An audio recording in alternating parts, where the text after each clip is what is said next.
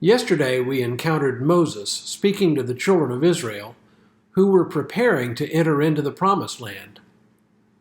He warned them about the temptation to forget who brought them into the Promised Land to begin with, a temptation that he warned could lead them to brag about their own inherent abilities when that time would come when life would be prosperous and easy.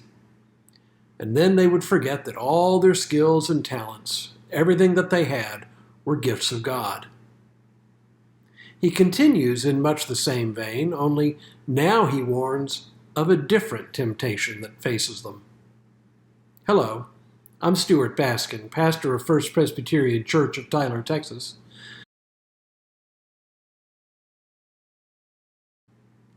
One of the realities of their entry into the Promised Land was that in order for them to take possession of the land, someone else was going to have to face eviction. In Sunday school growing up, we called them the Canaanites, though it was more than one group of people who lived in the Promised Land. And truth be told, they never fully dispossessed the people that were there, a point which comes into play later in the Old Testament.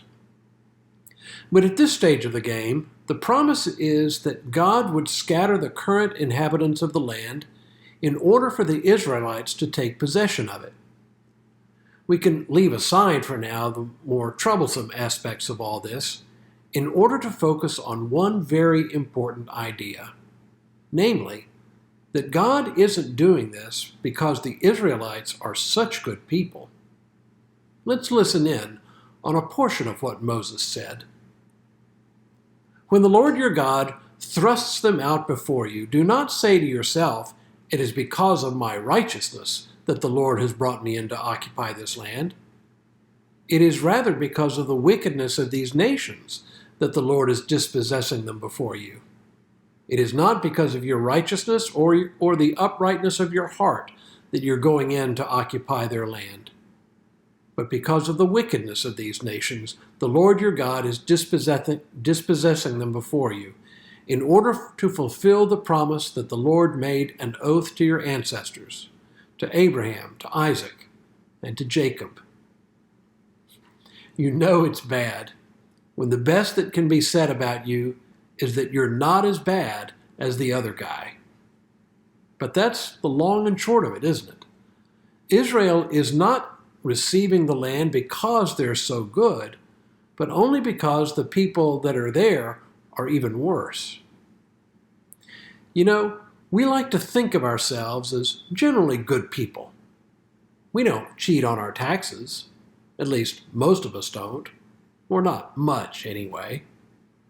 We try to help our neighbors when we can, though sometimes we get so immersed in our own affairs that we just forget to even check and see if our neighbor needs anything to begin with. In other words, we like to think we're good, but sometimes an honest assessment will catch us up short.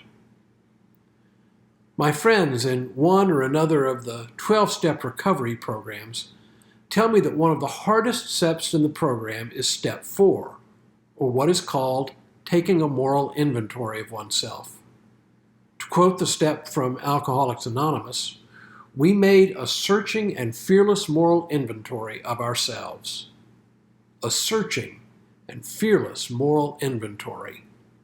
That's big. And one of the things that I have seen among my friends in recovery is that this step typically leads to a real sense of humility. It's really a breakthrough moment because it rips away the wool that we've pulled in front of our own eyes and reveals a self that most of us just don't want to know. Modern psychology has come to shed some light on how we overestimate both our virtue and our intelligence, as well as other things that we like about ourselves. Turns out, most of us think that we're in the upper 25% of people in terms of our abilities, whether it's our intelligence or our sense of humor or our personal morality. Obviously, 100% of the people can't all be in the top 25%. This is what is called the Dunning-Kruger effect, named after the psychologists who first observed the phenomenon. And it fits the point Moses is trying to make, which is, don't assume God is good to us because we are the most moral people. I've probably told you this before, but our daughter Sarah used to work at Ulta, the cosmetics store. She said, hands down, the unfriendliest people they would see all week were folks who were still in their Sunday go-to-meeting clothes and who were doing a little bit of shopping before heading home. She compared notes with friends who work as waiters and waitresses, and sure enough, they confirmed it as well. The pushiest crowd that they would see all week in a restaurant were the after-church people, who were also, by the way, the worst tippers. Now, if you ask these people how they stack up against the average Joe in terms of kindness, generosity, and so forth, they would tell you to a person that they were among the nicest, most generous people of all. Moses was right. Don't brag and say that we are God's people because we are so good. The truth is, we're God's people just because God has a soft heart and maybe a sense of humor. And now may God continue to bless you and keep you in all that you do this day and in all the days ahead.